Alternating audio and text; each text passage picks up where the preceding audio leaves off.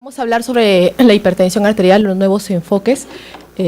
Nos vamos a dirigir solamente a aquellas cosas que han cambiado desde que nosotros aprendimos también cómo hacer un diagnóstico, cuál era el goal de tratamiento y cuál era el objetivo. Para ver qué tipo de población es la que vamos a empezar a tener en consulta externa, el tipo de población, con qué cifras de presión arterial las van a empezar a recibir a ustedes de repente en la evaluación preanestésica. Un poquito rápidamente la epidemiología. Esta es una distribución de la prevalencia de hipertensión arterial en el mundo. Fíjense, los países en rojo tienen prevalencias que alcanzan el 50%. Es una epidemia que, según los puntos de corte desde antes del 2011, estamos en una prevalencia en el Perú entre el 23 y el 30%, más o menos un grado intermedio.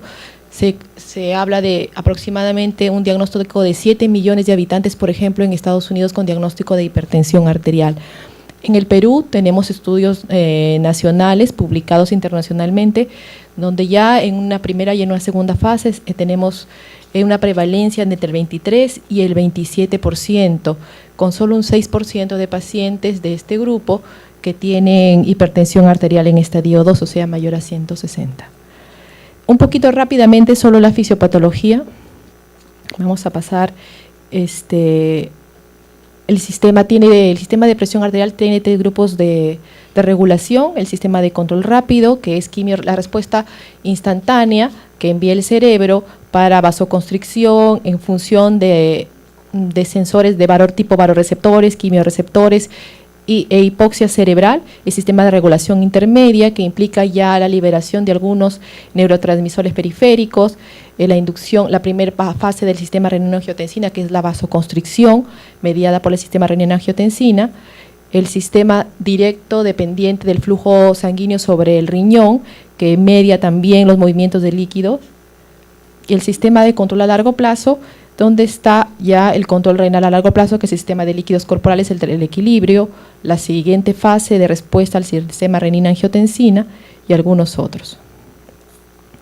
Entonces, cuando hablamos de hipertensión arterial, sobre todo cuando hablamos de la hipertensión arterial primaria, no aquella en la que está asociada a una patología definida, hay diferentes orígenes y diferentes alteraciones que están generándose en un paciente. La primera, por ejemplo, tenemos la teoría de la hiperactividad simpática, un paciente adrenérgico, aumento de frecuencia cardíaca, de la contractilidad, lleva al aumento de las resistencias vasculares periféricas. Tenemos un paciente con gasto cardíaco alto, con vasoconstricción periférica, aumento de la secreción de ADH, retención de sal, agua. Tenemos también alteraciones en la curva de presión diuresis, ¿no? Variaciones en la presión de filtración glomerular, que llevan finalmente también un aumento de la actividad de sodio-potasio ATPasa. Resultado final, disminuye la excreción de sodio y agua. El siguiente nivel, que es el sistema de renina-angiotensina, que como ven ahí, bueno, aumenta la liberación de aldosterona, produce vasoconstricción local, genera sed, retención de líquidos, finalmente aumento del volumen sanguíneo, incremento de la presión arterial, y lo que ya hemos visto ahora, que es más que todo esto, o sea, la renina-angiotensina tenía más que solamente lo que ya estábamos acostumbrados, tiene diferentes tipos de receptores que no solamente median retención de líquido y vasoconstricción, sino lesión directa sobre el endotelio, sobre el músculo liso, favorece la oxidación, la aterosclerosis, la remodelación del músculo liso y las alteraciones en la función del endotelio. La tercera teoría, que implica los desórdenes en un paciente hipertenso, parece ser que la hipertensión arterial es como un síndrome, ¿no? Es un defecto en muchos elementos. Por ejemplo, hiperinsulinemia, son pacientes con elevación de los triglicéridos, con bajos niveles de HDL o con disminución de la tolerancia a la glucosa. Entonces, parece ser pues que la hipertensión arterial, más que solamente una enfermedad, no sabemos si es un síndrome, porque es un paciente que usualmente tiene más de una comorbilidad. No sabemos si es el origen o el final de un conjunto de alteraciones previas. Y lo último que les decía, ¿no? Habla a nivel de endotelio, no solamente produce alteraciones de vasoconstricción, tenemos alteración en la función del endotelio, tenemos un endotelio que favorece la agregación plaquetaria, la trombosis, la vasoconstricción, altera la permeabilidad vascular y la remodelación del músculo liso. Existe también la teoría genética, y esto todavía está en estudio. Es una enfermedad, podría ser familiar en algunos grupos, poligénica, multifactorial, de penetrancia incompleta y diversa. No todos los individuos en la familia la poseen, el tiempo de expresión es muy variable. Se han encontrado algunos genes, el favorito hasta ahora, el gen del angiotensinógeno, alteraciones en muchos tipos de enzimas. Y finalmente tenemos el grupo de las hipertensiones secundarias que tienen una causa específica. Ahora vamos al diagnóstico. Desde que nosotros aprendimos a hacer el diagnóstico de hipertensión arterial, en que se decía la medida de la presión arterial elevada, por lo menos en 2 tomas aisladas en un paciente estable, sentado por lo menos 20 minutos, etcétera, en realidad las guías han ido cambiando y han ido agregando algunas cosas a este diagnóstico. Las últimas desde el 2011, que son las consideradas más modernas hasta la actualidad, tenemos, por ejemplo, que ya sabemos que si la hipertensión, si llega un paciente con presión arterial mayor a 180/110, probablemente ya no requiera en condiciones pues más o menos estables. No estamos ante un paciente en el que va a requerir una segunda evaluación para decidir si es hipertenso o no. Probablemente pues este paciente es realmente hipertenso y requerirá ya inicio de terapia. Se estableció el criterio de presión alta por encima de 140/90, y lo siguiente que ha aparecido con el tiempo es esto, ¿no? Que requiere un GOLD para determinar definitivamente el diagnóstico de presión arterial, y esto es lo que ha aparecido ahora en las guías, y es el uso de MAPA, o sea que es el monitoreo ambulatorio de presión arterial que se requiere para definir si un paciente finalmente es hipertenso o no, o el otro que es el AMPA, que es la medida de presión ambulatoria del paciente en casa, ¿no? Que tiene su forma, está establecido la forma en que se debe medir, los horarios, cuántas medidas hay que hacer y cuál es la medida que hay que retirar para hacer el promedio. Entonces el diagnóstico de hipertensión arterial primaria esencial debe ser confirmada, dice ahí, con un MAPA o una medida ambulatoria en casa como GOL estándar. La guía canadiense aparece en el año 2012 y bueno, toma de la guía del 2011 lo mismo, dice, nuevamente el punto de corte sigue siendo 140/90, siempre y cuando haya lesión de órgano blanco, 180/110 sin necesidad de hacer ninguna evaluación secundaria, y si el paciente tiene una medida de depresión sin lesión de órgano blanco mayor a 140/90, nuevamente hay que hacer MAPA. Entonces lo primero que aparece es esto, la necesidad de que un paciente tenga un MAPA o una medida ambulatoria en casa controlada para decidir si el paciente es hipertenso o no. Las guías europeas aparecen en el año pasado, en el 2013, y toma desde las guías anteriores lo mismo, lo nuevo, bueno, es lo mismo, el grado de hipertensión arterial no ha cambiado, el grado 3, 180/110, y para definir hipertensión por encima de 140/90, mayor o igual. En relación al tratamiento, ¿por qué manejamos la hipertensión arterial? Cuando nosotros los cardiólogos manejamos a un paciente con presión arterial, no estamos buscando que baje la presión arterial en un día o en 2 días. En realidad, la razón de intervenir en un paciente con hipertensión arterial sobre una patología sobre la que no sabemos si es un síndrome, si es una enfermedad, es el inicio o el fin de un conjunto de alteraciones, es a largo plazo, es disminuir la mortalidad cardíaca por ictus cardiovascular, que se logra entre un 7 y un 10% por cada 2 milímetros que se disminuya la presión arterial sistólica. Disminuir el número de eventos de infarto de miocardio, de lesión de órgano blanco, de stroke, de retinopatía, de nefropatía, ¿no? Entonces, ¿cuáles son los objetivos? ¿En qué paciente con hipertensión debo iniciar tratamiento? Y una vez que inicio tratamiento, ¿cuál es el valor de presión arterial que yo estoy esperando encontrar con la terapia? ¿Por qué? Porque eso es el tipo de pacientes que ustedes van a recibir, como enviados por nosotros como compensados. Entonces, esas son las siguientes cosas que están apareciendo en la guía.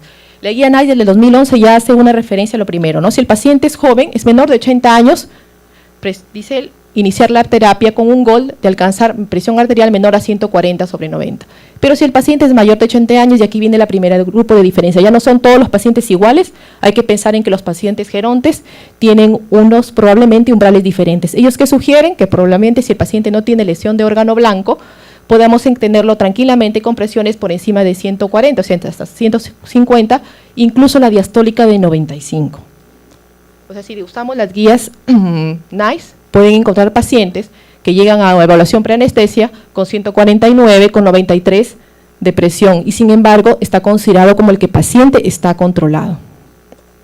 La guía canadiense, el siguiente, el año 2012, ellos no hablan sobre edad, pero sí nos dice, bueno, sobre si hay lesión o no hay lesión de órgano blanco. Insisten nuevamente que 140/90, si no hay lesión y de repente un punto de corte más bajo para el paciente de presión diastólica para el paciente que tiene lesión de órgano blanco.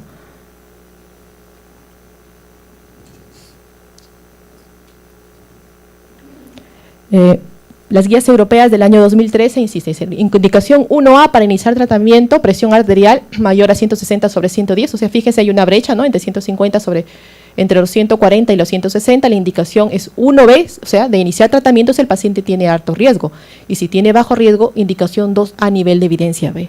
O sea, hay pacientes que van a tener presión arterial por debajo de 160, por encima de 140, que son bajo riesgo y que probablemente no vayan a tener tratamiento.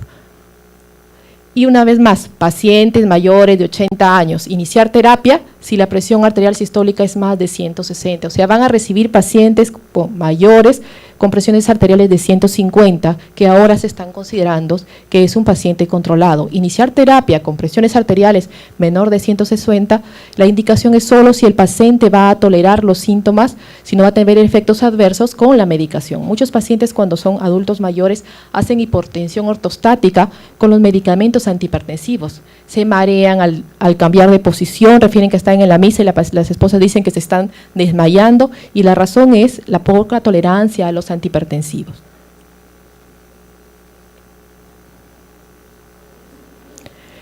La guía de este año en realidad moviliza el punto de corte, si fíjense, ya no son 80 años, sino son 60 años.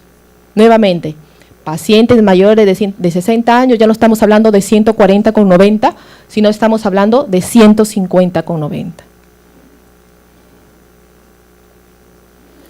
Un poco de resumen sobre esto. Bueno, parece que el objetivo general es que la sistólica sea menos de 140 en pacientes jóvenes. Si el paciente tiene 60 y 80 años, probablemente podríamos intentar reducir la presión menos de 140 si el paciente tolera los síntomas. Pero si el paciente tiene más de 80 años, pues la recomendación es, ¿no?, ser un poco más laxos con un punto de corte de hasta 150.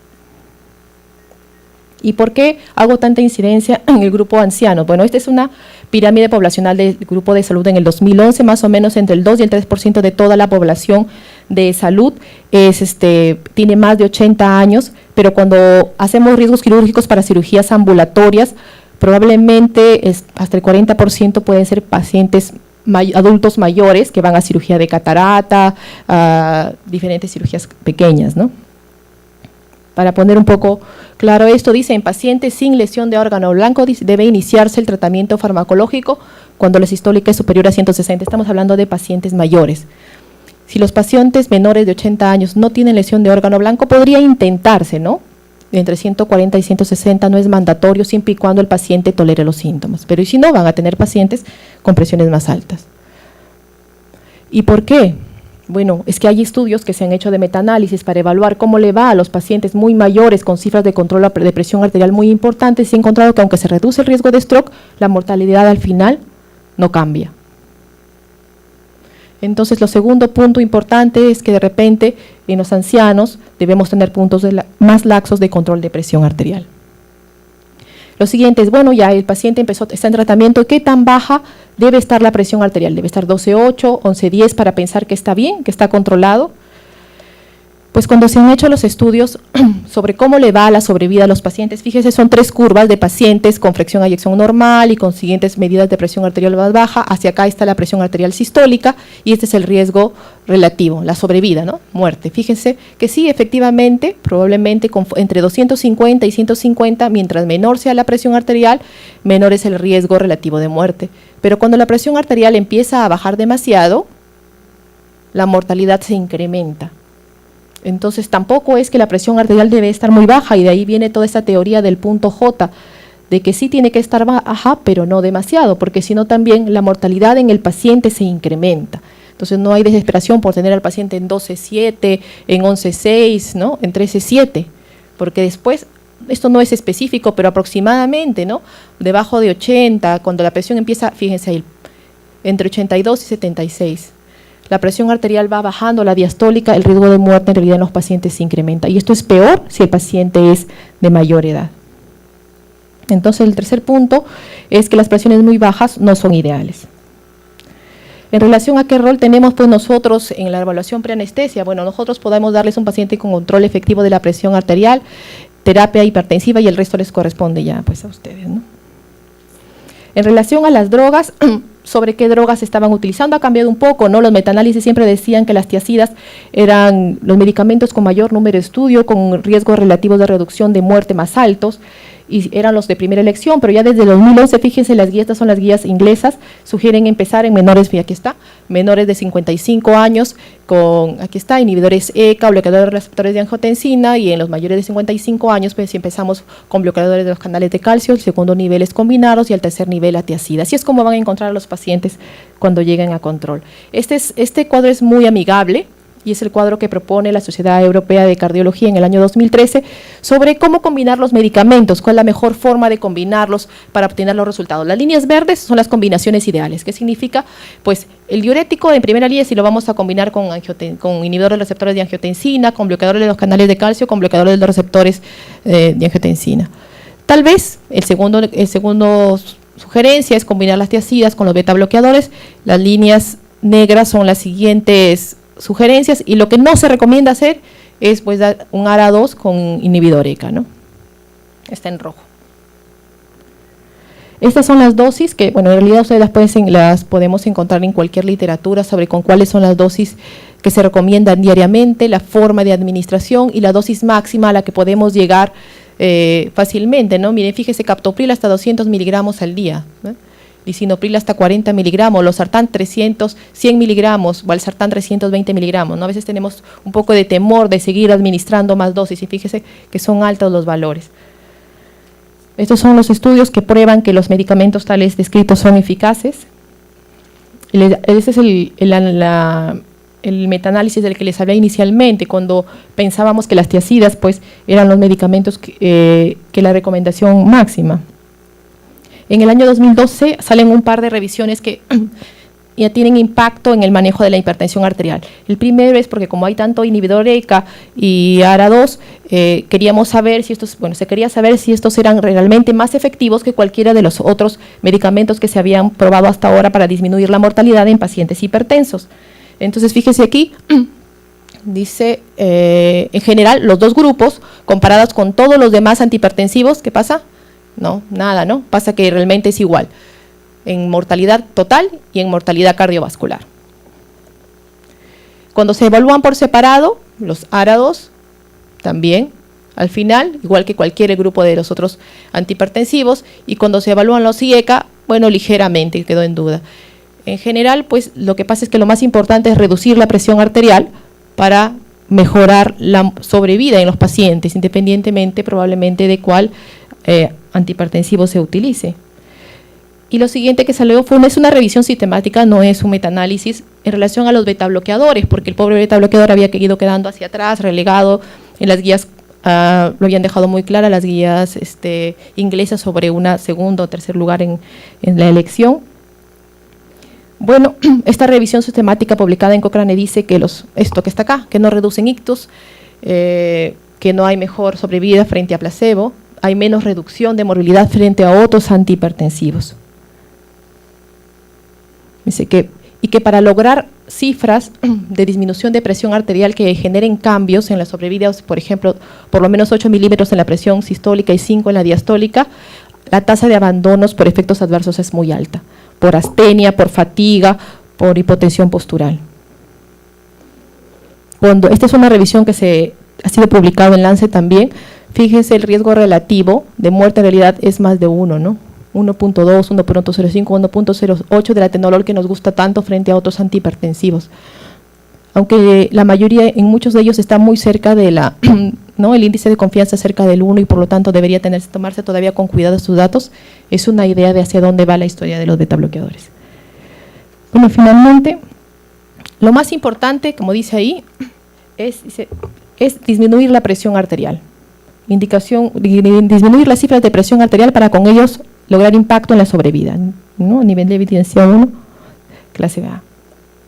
Dice, cualquier antihipertensivo es bueno, lo importante es el objetivo y lo importante es la población. Eso es todo, gracias. Agradecerle a la doctora Iatopa por su brillante exposición.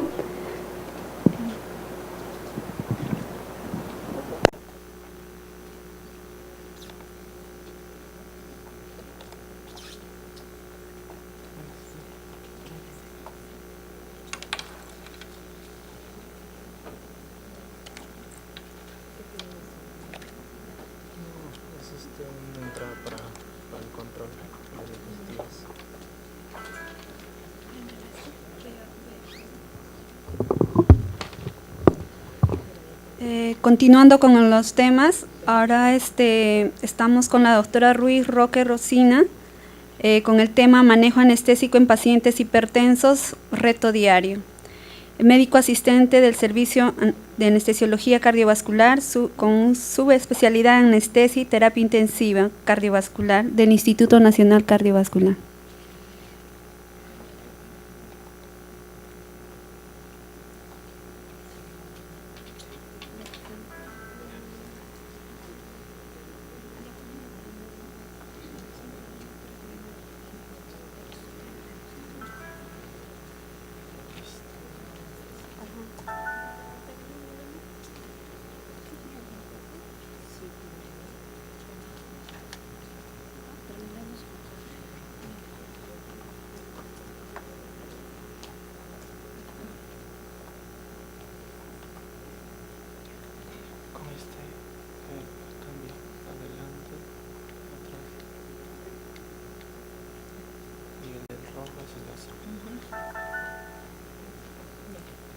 Vamos a poner esto más atrás.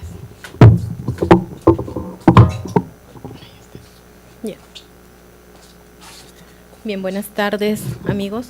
Para continuar con el programa, con la programación académica, el turno es pues para lo que es el manejo del anestesiólogo, un reto diario, ¿no? Los pacientes con hipertensión arterial.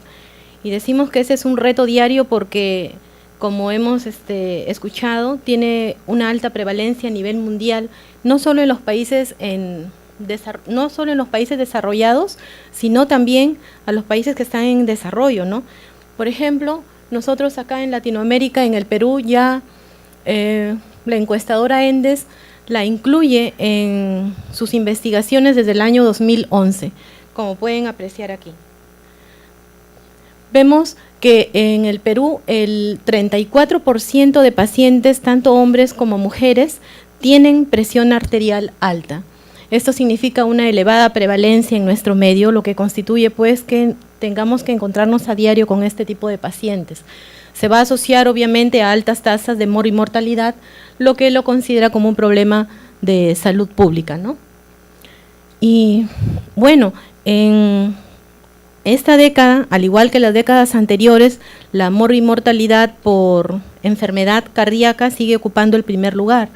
Y les digo esto porque la asociación entre lo que es presión arterial alta y enfermedad cardiovascular tiene una relación pues que está establecida en forma inequívoca, de tal forma que vamos a encontrar o vamos a tener riesgo de encontrar mayores eventos cardiovasculares en la población en general cada vez que se acerquen a presiones arteriales más altas, ¿no? Y es que esta patología, que parte de una fisiopatología que se inicia con un flujo simpático inapropiadamente alto, va a hacer que nuestros pacientes que encontremos en el perioperatorio pues tengan factores de riesgo mayor para coronariopatías, insuficiencia cardíaca, stroke y falla renal. Y los pacientes con hipertensión arterial sometidos a cirugía no cardíaca van a tener un 10.7% mayor posibilidad de complicaciones frente a los que no son hipertensos en el quirófano, ¿no? Aquí les traigo también la clasificación de cifras de presión arterial de la última guía que ha mencionado ya la colega anterior, de la Sociedad Europea de Hipertensión Arterial y Cardiología, en la que la categoriza, como ustedes ven, en presiones óptimas, normales, presión normal alta, y recién vemos aquí hipertensión de grado 1 cuando tenemos las cifras de presión arterial de 140/90, estadio de hipertensión grado 2 por encima de 160, 110, hasta 110, y grado 3 por encima de 180, mayor de 110 también la diastólica, ¿no? Y la hipertensión arterial sistólica. Cuando hablamos de estas categorías, es importante, quiero mencionarles aquí algo, es con respecto a los parámetros estadísticos, porque más adelante va a surgir la pregunta de repente, ¿cuándo suspender para el quirófano a este tipo de pacientes? O mejor aún, ¿deberían ser suspendidos esos pacientes para la cirugía programada? Y es que estadísticamente la presión arterial es una variable cuantitativa continua. Al ser una variable cuantitativa continua, sigue una distribución normal en la población general. ¿Qué significa esto? Que los conceptos de normotensión y de hipertensión se van a basar en, como vemos aquí, líneas divisorias artificiales que van a tener un corte consenso. ¿Qué significa esto para nosotros en el perioperatorio? Que podemos encontrar de un 20 a 30% de pacientes hipertensos falsos positivos. Quiere decir pacientes catalogados como hipertensos, pero que no son realmente hipertensos, ¿no? Y si a eso sumamos las dificultades diagnósticas, como por ejemplo el hecho de una mala técnica en el perioperatorio de la toma arterial, sobre todo en el prequirúrgico, o si sumamos a ello el hecho de el desequilibrio o la mala calibración de los equipos automatizados o manuales y el estado de estrés que está pasando el mismo paciente en ese momento, ¿no? La angustia, vamos a ver pues que no nos extrañe este porcentaje importante de pacientes falsos positivos, ¿no? Y este es importante, como les menciono, y de aquí también parte el concepto de por qué la presión arterial medida en forma aislada no sirve para nosotros como definitivo dar por suspendido la cancelación de una cirugía, ¿no? Esto es importante, como les mencionaba, ¿no? En el manejo perioperatorio, la toma de la presión arterial va a determinar y va a condicionar no sola el hecho que yo le dé pase a este paciente, sino una serie de factores más que ya lo han mencionado anteriormente, como es la evaluación de que si este paciente está presentando lesión en órgano blanco y si esta lesión de repente está estabilizada o no está estabilizada. Los objetivos anestésicos en este tipo de pacientes no va a diferir del resto de las cirugías, ¿no? Es el mismo, minimizar la morbimortalidad del paciente y llevar al máximo el beneficio quirúrgico, ¿no? Ahora, obviamente, en función de las guías actuales debe valorarse la repercusión sobre órgano blanco, como les hemos manifestado, ya que es el determinante del riesgo y no lo que decide la conducta anestésica, ¿no? Entonces, ¿estos pacientes tienen mayor riesgo perioperatorio? ¿Estos pacientes hipertensos? Sí, tienen obviamente riesgo perioperatorio, sobre todo los pacientes hipertensos de grado 3, ¿no? Aquí también tenemos esta clasificación, esta estratificación de riesgo cardiovascular total, que lo divide pues en las categorías de acuerdo a los riesgos moderado, bajo, moderado y muy alto, según los valores de la presión arterial sistólica y si tiene factores de riesgo asociados, diabetes diagnosticada, daño orgánico y enfermedad cardiovascular, ¿no? Como vemos aquí, los pacientes con hipertensión de tercer grado o hipertensión severa, obviamente que tienen riesgo muy alto, riesgo alto y riesgo muy alto, ¿no? Ahora, esos factores de riesgo que van a influir en el resultado final del procedimiento quirúrgico, lo vemos aquí, ¿no? Vemos el sexo masculino, la edad, el tabaquismo, el sedentarismo, las dislipidemias, que son factores de riesgo coronario también, ¿no? De ahí la asociación bastante frecuente, el hecho que tenga daño orgánico asintomático o enfermedad cardiovascular o renal manifiesta, ¿no?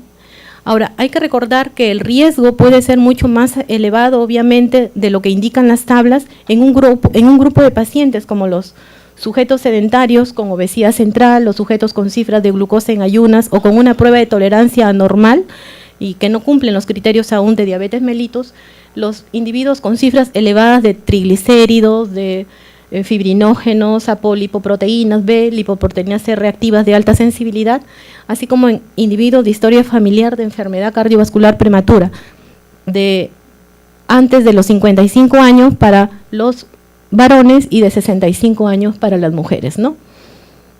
Los ensayos clínicos concluyen que este estadio de hipertensión va a aumentar el riesgo de lesión de órgano blanco en pacientes de hipertensión arterial severa, ¿no?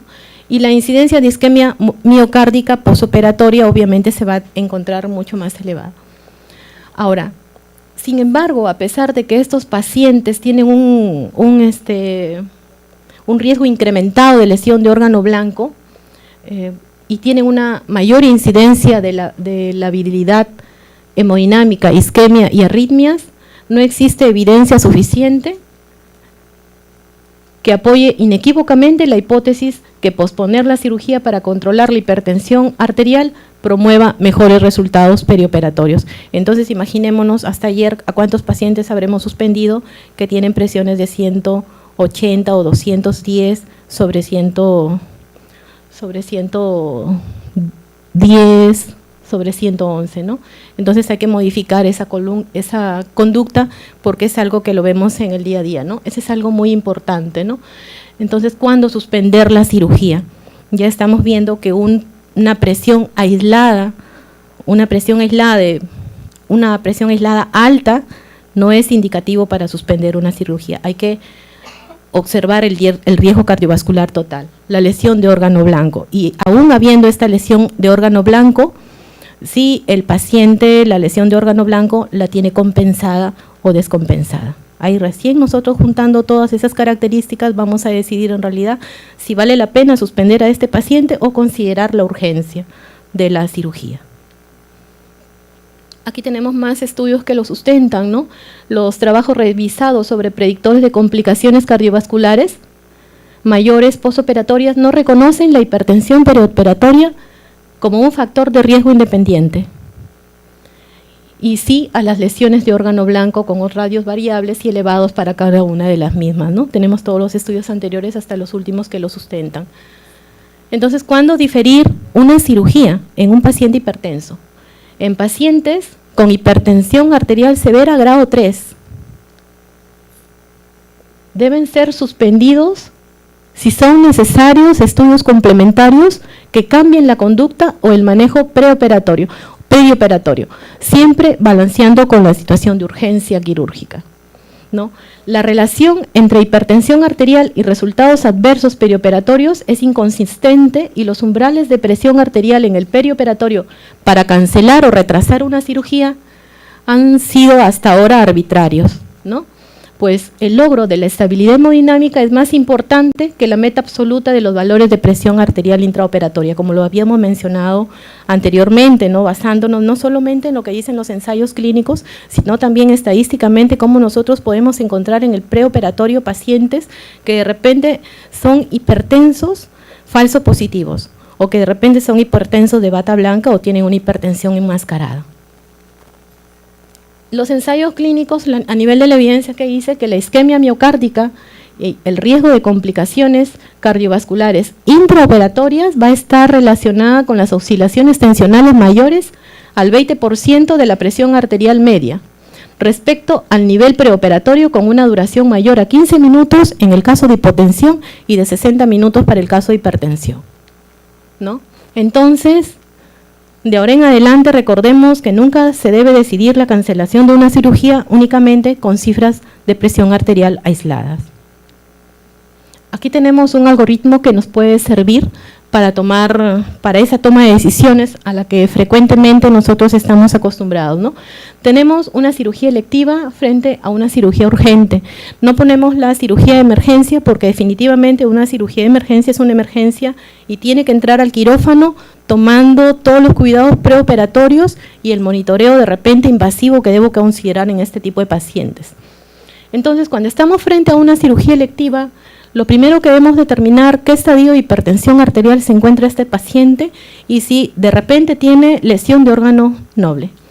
Si está en estadio 1 quiere decir presiones arteriales menores de 160 a 100, pues irá a la cirugía cuidando con un preoperatorio adecuado y planeando una anestesia que dé el mayor confort para el paciente y para el cirujano, manteniendo siempre la estabilidad hemodinámica, que es el objetivo final del tratamiento anestésico.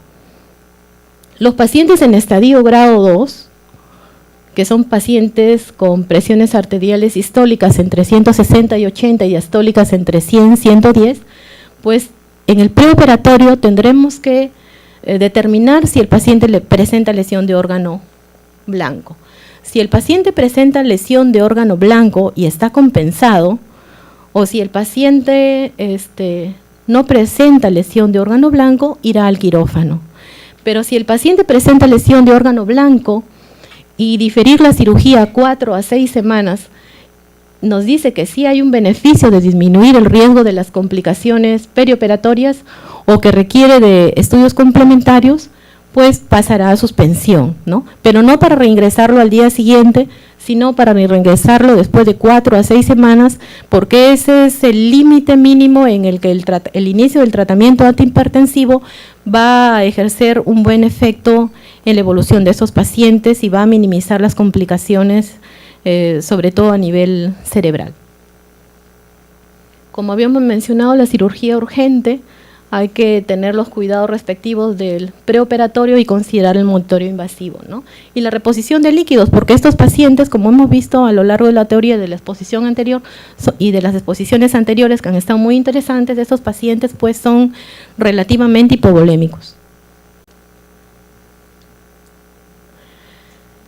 Yo creo que ese algoritmo nos sirve bastante para poder decidir frente a los pacientes que nos encontramos muchas veces, ¿no? Como habíamos mencionado, pacientes hipertensos que de repente no tienen antecedentes y los encontramos en ese momento con presión arterial alta, en hipertensos conocidos sin tratamiento o en hipertensos con tratamiento descompensados o con tratamiento descompensados. Entonces ahora ya tenemos más clara la idea de cómo debe ser la evaluación y la decisión que debemos tomar frente a estos pacientes para no retardar muchas veces su cirugía y evitar el beneficio adicional del propio paciente, ¿no? Lo que sí debemos considerar siempre es el incremento o la modificación de la terapia antihipertensiva, que es en coordinación con el cardiólogo, y pues si es un paciente que realmente debe ir a una cirugía de emergencia, el monitoreo invasivo será lo que se va a considerar, ¿no? Finalmente, esto es importante porque la valoración preoperatoria y la oportunidad anestésica deben basarse en la presencia de lesión de órgano blanco y no en las cifras de presión arterial alta. Y esto lo estoy marcando constantemente porque es algo a lo que nos hemos expuesto hasta hace pocos días, de repente mucho de nosotros, y ahora tenemos un pequeñito cargo de conciencia por lo que hemos estado haciendo, ¿no? Entonces, si yo voy a evaluar eso, ¿cómo voy a orientarme de si mi paciente tiene o puede estar presentando una lesión de órgano blanco? Puede ser a nivel cardiovascular, vamos a encontrar síntomas de repente orientados a cardiopatía isquémica, insuficiencia cardíaca y trastornos eléctricos. En electrocardiograma, que ya muy bien se ha hecho ayer la charla, encontraremos o buscaremos fundamentalmente signos de isquemia miocárdica crónica y aguda, signos de hipertrofia ventricular izquierda y trastornos eléctricos también como bloqueos o arritmias. La ecocardiografía, que va a estar indicada en forma individualizada, y a nivel pleuropulmonar, la placa de tórax nos sirve de gran ayuda para valorar la silueta cardiopericárdica y la valoración de los campos pleuropulmonares, buscando de repente elementos orientados a lo que es el edema agudo de pulmón, que es una de las complicaciones bastante frecuentes que tenemos durante la anestesia, ¿no? Que más de uno hemos tenido la oportunidad de encontrarnos frente a ella y tener que tratarla. A nivel encefálico, la valoración es obviamente fundamentalmente clínica, ¿no? Buscando síntomas como vértigos, la historia de accidentes cerebrovasculares, cefaleas. En el examen físico se debe descartar la presencia de soplos carotídeos fundamentalmente, así como también trastornos sensitivos y motores, ¿no? Un fondo de ojo, de tenerlo a mano, nos puede aportar una valiosa información sobre el estado de la microcirculación. Y a nivel renal, pues a nivel renal la clínica siempre va a ser tardía, así que nos ayudaremos del examen de laboratorio para poder hacer una adecuada valoración renal, valorando creatinina, estimando el filtrado glomerular, a lo que se sumará de ser posible una microalbuminuria, ¿no? A nivel cardiovascular periférico, la historia de claudicación intermitente, dolorosa de miembros inferiores y un examen físico con pulsos débiles o ausencia de los mismos nos indicará una repercusión también a dicho nivel, ¿no? En realidad bastará con una historia clínica detallada sumada a un examen físico completo, haciendo hincapié en los órganos que frecuentemente son afectados por la hipertensión arterial, a lo que se agregarán pues los exámenes de la blanco, ¿no?, que presenta el paciente. No olvidemos en los pacientes de hipertensión arterial esencial, presumir siempre de lo que es enfermedad cardíaca isquémica. Por lo tanto, hay que evaluar la tolerancia del paciente al ejercicio, buscarla desde la consulta preoperatoria, es un factor importante, para eso nos basamos en los METs. La electrocardiografía, que vamos a encontrarla en la historia en busca de conducción anormal o isquemia, y considerar también la prueba de estrés si es que el paciente lo requiere. La ecocardiografía, si el examen cardiovascular nos orienta o nos sugiere enfermedad valvular o disfunción cardíaca, ¿no?, para incluirlo dentro de nuestro monitoreo perioperatorio, que hoy en día se hace cada vez más fundamental. Dentro de la valoración preoperatoria, la medicación es indispensable, pero el solo hecho de valorar al paciente, de conversar con él, ya ejerce un efecto ansiolítico importante. En respecto a la medicación antihipertensiva, no olvidemos que debemos mantenerla incluso hasta el mismo día operatorio, estando aún el paciente en ayunas, ¿no?, porque hay que recordar que la suspensión de ciertos fármacos pueden comportar un riesgo de rebote tensional, como en el caso, por ejemplo, de los beta bloqueadores o de la clonidina, ¿no? Pero sí debemos considerar algunos medicamentos que debemos suspender, como por ejemplo los inhibidores, los IECA, los antagonistas de la angiotensina también, que nos van a producir mayor riesgo de rebote al interactuar con la anestesia. La furosemida, que también nos va a dar trastornos electrolíticos, y ambos nos van a generar depresión de volumen. Esto es importante, ¿no?, conocer la farmacología de estos medicamentos, porque podemos encontrar casos de arritmias, hilio, hipotensión arterial y un incremento también de la sensibilidad a los relajantes musculares, debido a que no existe un medicamento antihipertensivo ideal. Solamente el 30% de todos los pacientes hipertensos responden a una monoterapia, que significa que el resto va a necesitar de una asociación importante de medicamentos que nos puede llevar a estas complicaciones, por lo que se hace imperativo descartar y corregir todas estas complicaciones que podamos observar en el preoperatorio, para tratar de mantener una buena estabilidad del paciente durante la interrelación con la anestesia. No hay que incrementar, obviamente, las dosis ni iniciar un nuevo tratamiento antihipertensivo horas previas a la cirugía. Recordemos que podemos tener un incremento de la labilidad hemodinámica de estos pacientes. Lo que sí, nunca olviden revisar los medicamentos antihipertensivos por su farmacología, su farmacodinamia y los potenciales eventos adversos y la interacción que puedan tener con nuestros medicamentos anestésicos. Esto es algo muy importante, ¿no? La premedicación, como les había mencionado, el solo hecho de la consulta preanestésica, en la que conversamos directamente con el paciente y podemos escucharlos y con mucha tranquilidad, ya es algo bastante favorecedor para ellos, ¿no? ¿Quién no ha estado en esa situación? Y definitivamente también las benzodiazepinas sigan ocupando el primer lugar en lo que es premedicación ansiolítica, ¿no?, por su buen perfil farmacológico de estos medicamentos, tomados la noche anterior a la cirugía si el paciente es muy ansioso, y la mañana misma de la cirugía, 30 minutos antes de ir al quirófano. En el intraoperatorio, el objetivo principal es obviamente mantener las presiones de perfusión correctas, ¿no?, Para eso vamos a tener también los efectos sistémicos que se van a sumar de la hipertensión arterial frente a las implicancias anestésicas. Vamos a tener mayor labilidad hemodinámica, podemos encontrar alteraciones electrolíticas, complicaciones órganoespecíficas de la hipertensión arterial no controlada o tratada, incluso emergencias hipertensivas, ¿no? Y las complicaciones no quirúrgicas como el sangrado. La labilidad hemodinámica que se va a deber principalmente a las crisis hipertensivas que se van a dar por una vasoconstricción arterial exagerada, ¿no? Por activación del sistema simpático y alteración de los sistemas de regulación de la presión arterial que ya visto anteriormente. Y los momentos en donde vamos a encontrar justamente estos episodios de labilidad hemodinámica incrementada van a ser durante la laringoscopía, la intubación, la incisión quirúrgica, la manipulación y el dolor o la hipotermia postoperatoria que se puedan presentar.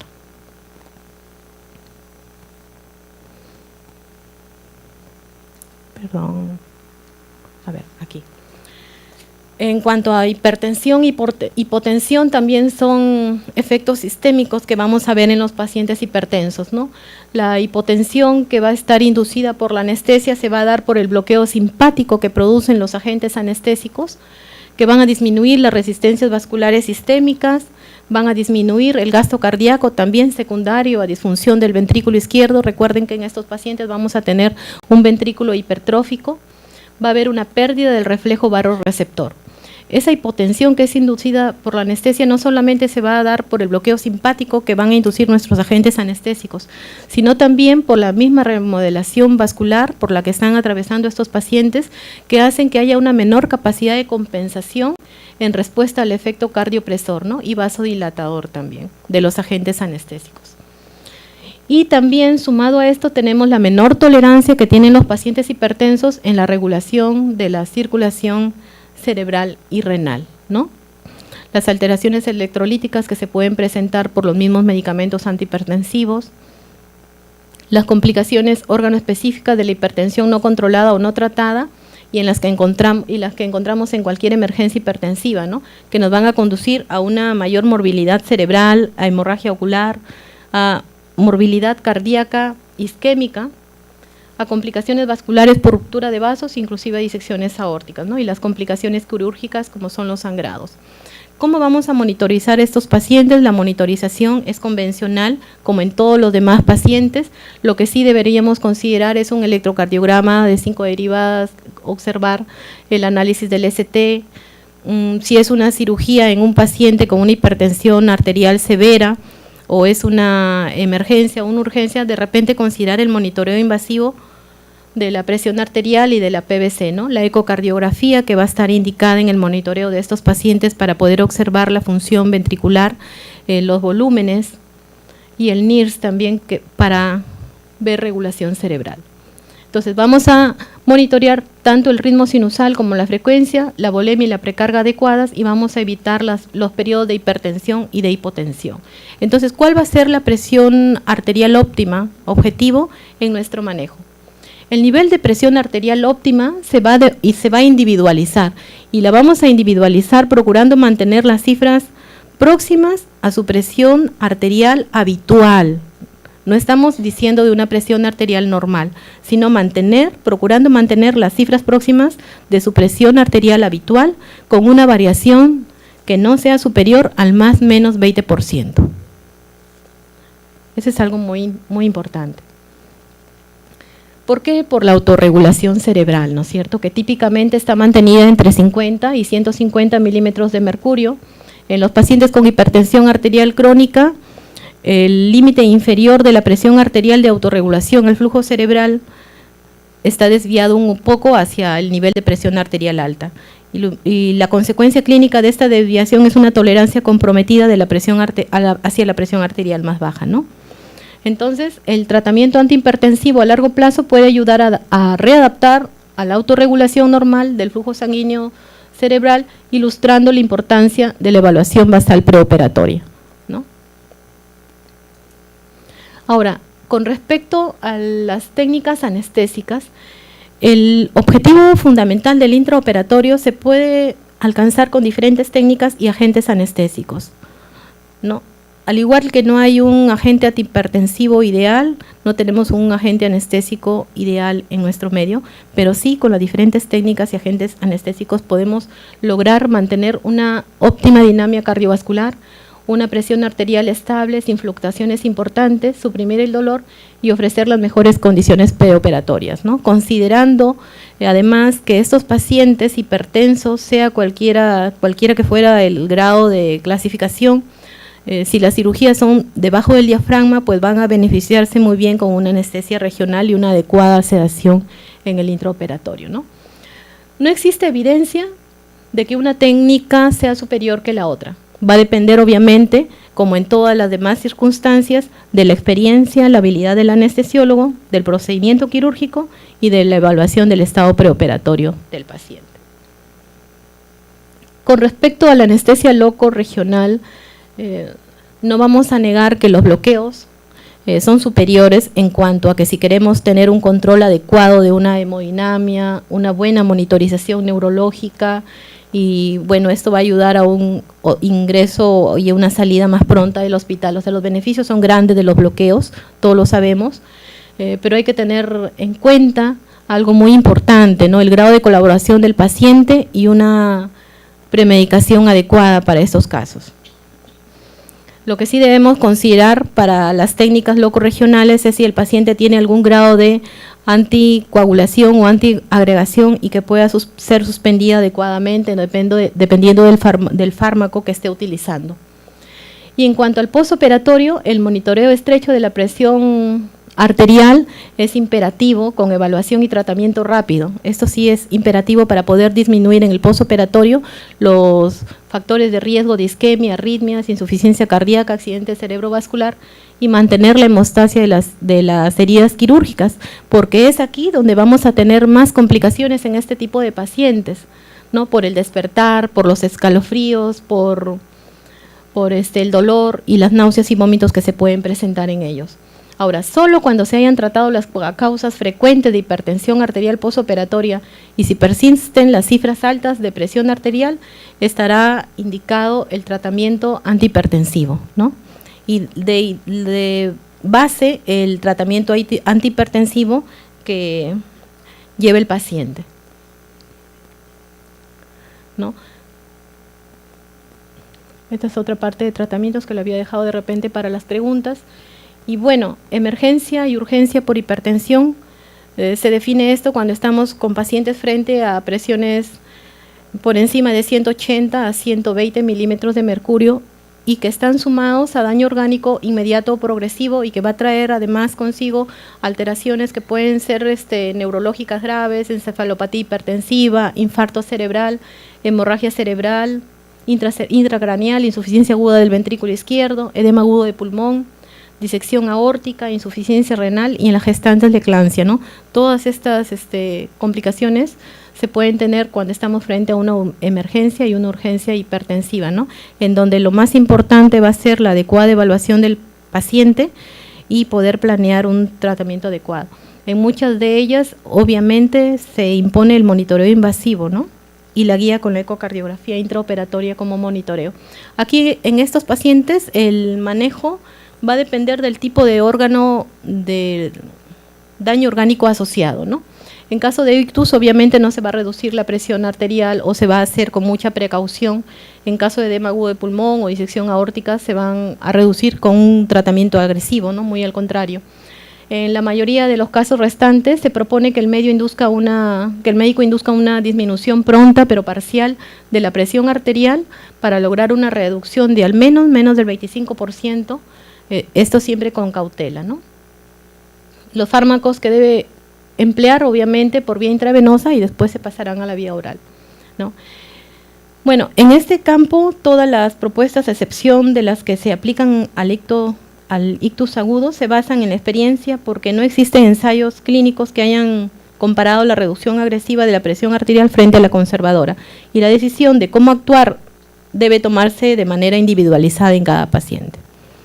Bien, les quería agradecer y no dejar de recordarles que tenemos una subespecialidad que los está esperando para aquellos que están en la residencia.